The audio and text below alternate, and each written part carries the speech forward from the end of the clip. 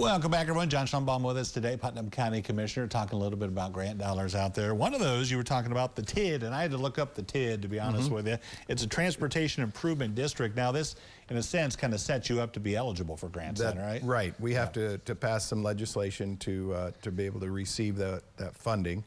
And this was brought to our attention, probably 6 months ago by our CIC director, Amy Seals. Okay. And she said this is something, a tool we could use within the county. It's tied heavily to economic development. Okay. And it could be used, say, a plant wants to expand or something like that, and they need a turn lane to go in. That's something that they could apply for to help with that traffic flow, and could be used for storm drainage or something like that, you know, for transportation. So it's tough to get grants these days, probably tougher than it's ever been, state and federal dollars. So if you could do something like that where you show, hey, we're working to meet what you want us to do, probably helps out, I would think, right? Yeah, it does. It really does. And this is a $500,000, $500,000 grant, no participation by the county. So it's could be a real good tool for us. Yeah, now you just play wait and see then to see if you get it. Okay. Yeah. Amy said she's got a couple of things that she might be able to use it for, so.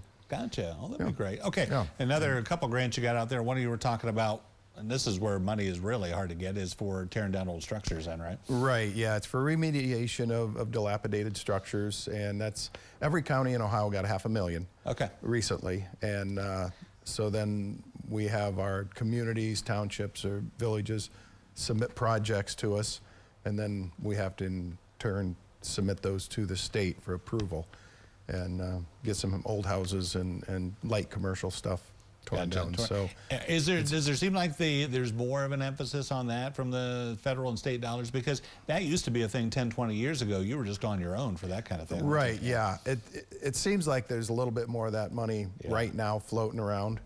And so we're hoping to get enough.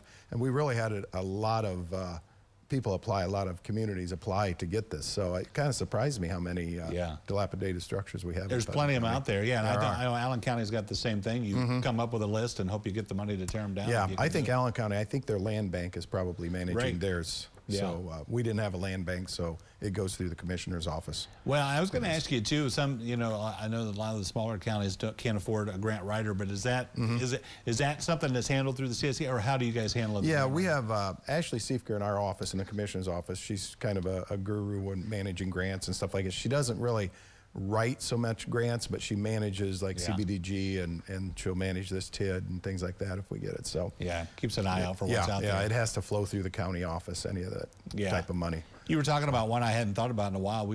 Years ago they used to talk about brownfield grants where you would clean up old economic sites for new, and you've got something like that going too. Yeah, we it came out with this $500,000 remediation for dilapidated structures. They also have available up to $1 million per county for brownfield remediation, and we're applying to use it on the old Phillips, back in the day, Sylvania property.